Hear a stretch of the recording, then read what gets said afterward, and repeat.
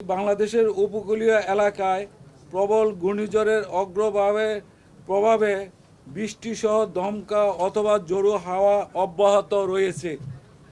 এটি আরও উত্তর দিকে অগ্রসর হয়ে আজ ২৬ মে ২০২৪ সন্ধ্যা ৬টা থেকে পরবর্তী ৩ থেকে ৪ ঘন্টার মধ্যে মংলার নিকট দিয়ে সাগর আইল্যান্ড এবং খেপুপাড়া উপকূল অতিক্রম করতে পারে।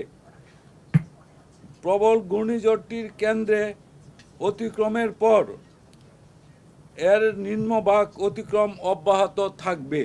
প্রবল ঘূর্ণিঝড় কেন্দ্রে ৬৪ কিলোমিটারের মধ্যে বাতাসের একটানা সর্বোচ্চ গতিবেগ ঘন্টায় ৯০ কিলোমিটার, যা দমকা অথবা ঝোড়ো হাওয়ার আকারে ১২০ কিলোমিটার পর্যন্ত বৃদ্ধি পাচ্ছে। প্রবল ঘূর্ণিঝড় কেন্দ্রের নিকটবর্তী এলাকায় সাগর বিক্ষুব্ধ রয়েছে।